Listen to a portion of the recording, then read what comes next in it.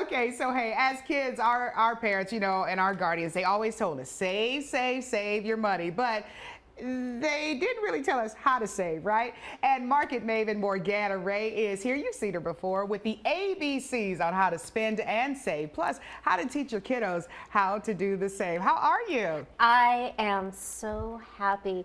And it's funny because everybody's talking about fights and boxing, but we don't want to be fighting and boxing about money at home with our kids.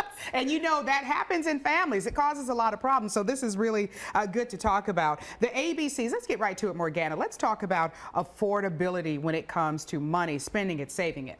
Well, my A is affordability, and I recommend that you remove the phrase we can't afford it or we don't have the money from your vocabulary. Okay. Every time we say that, we are teaching our kids that money is the monster that gets in the way of them having or doing or being what they want, and that creates an unhealthy dynamic later in life, totally unnecessary. Instead, we can say, that's wonderful, but it's not a financial priority right now. And then we can encourage our children to find a way to come up with the money to get what they really want. That's a really good thing to think about, because I think we're so used to saying it, and kids, they internalize things, and you're right, they flip it. Yeah. And that's how they see it. Money becomes the bad guy. Yeah. Instead, we should be talking about, okay, this isn't a priority now, but how? How can we do this? And you get their minds working. Yes. Okay, let's talk about budget and balance. That's the B. Well, that leads actually budget and brainstorming. Okay. When your child wants something that you're not ready to buy for whatever reason, I recommend you say, okay, let's take a look at the price and how to make this happen, and encourage ideas and creativity and brainstorming, always sending the message that I know you can do it if this is important. And you're teaching your child to prioritize. Yep. And you're teaching your child that the money is always there if they are resourceful and committed. Yeah. And then your child will learn to create and save money for what is important to them.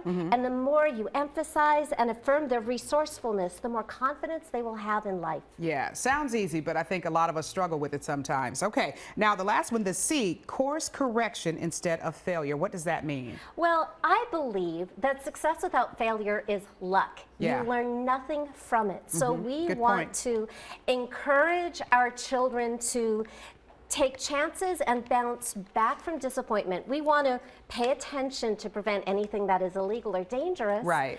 But we want to allow our children to make mistakes and then find out why they didn't get the results they want. And how to take a positive lesson from everything. Resilience is so much more useful than perfection. Yeah, I love that. I love everything you just said, because as parents, again, we kind of forget because we get caught up in the rat race and we say and do what's quick and easy. But those are some good points. Okay, so who you taking for the fight, Pacquiao or Mayweather? Pacquiao, he just seems sweet. Oh